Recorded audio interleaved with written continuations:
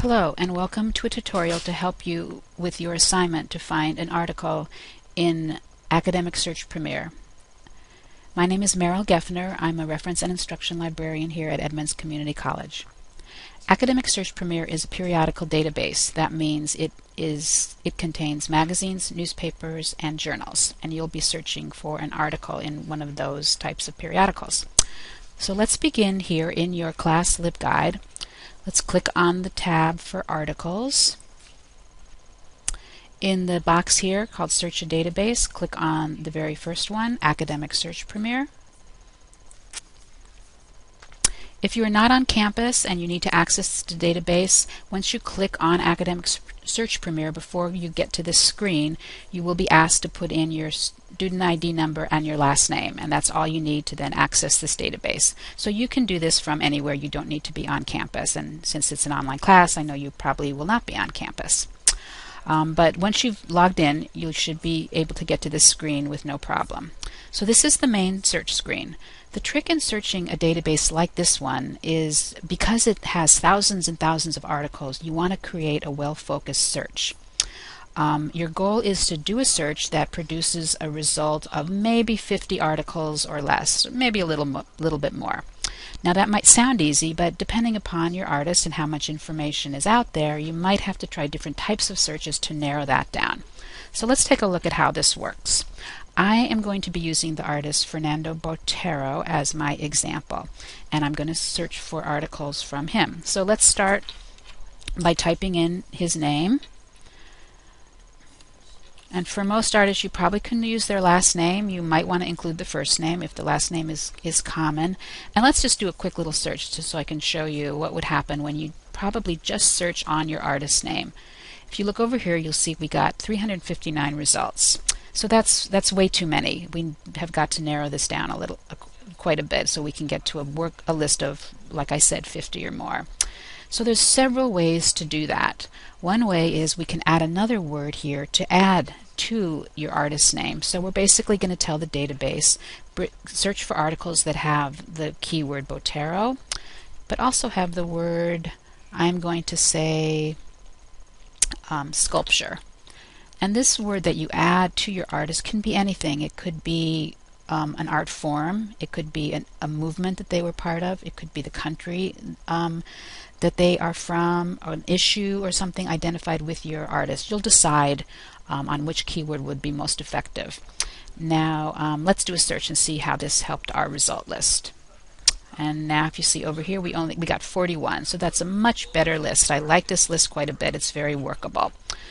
And you can see here's the list of the different articles, and let's take a look at this one, the second. I'm going to open it up, and you'll take us to the record for this article. This is called a record, and it has all your bibliographic information, the title of the article, the author.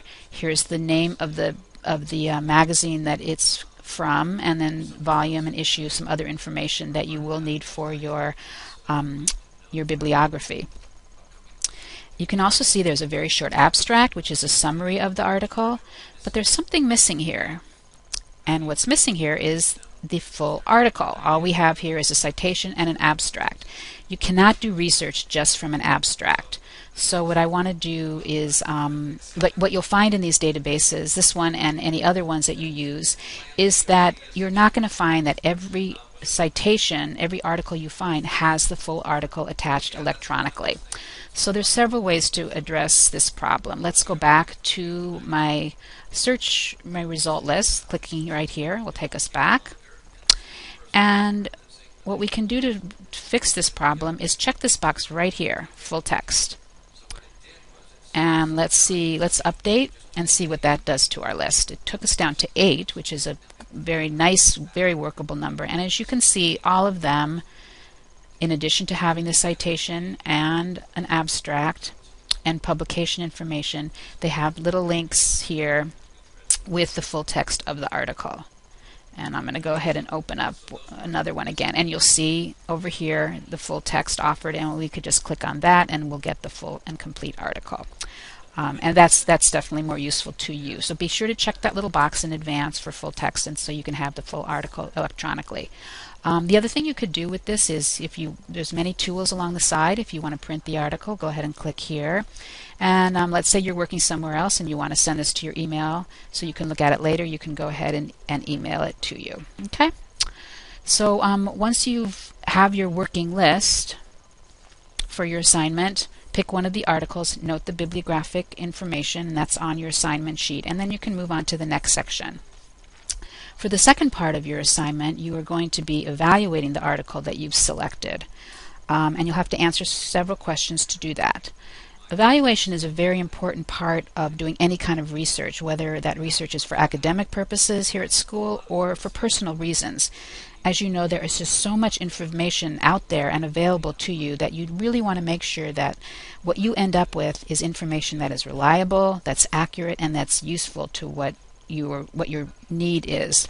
So even if you're using a library database such as Academic Search Premier, you want to look critically at each article and each information that you find.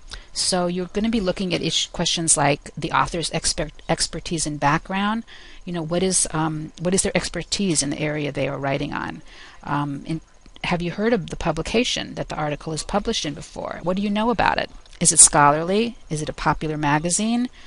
Does the information that's in it look accurate to you based on perhaps some other things you've read about the artist? And is it relevant to what you're researching? Is it current? Does it need to be current for your purposes? These are all questions that you'll need to answer and that you'll be looking at in your assignment.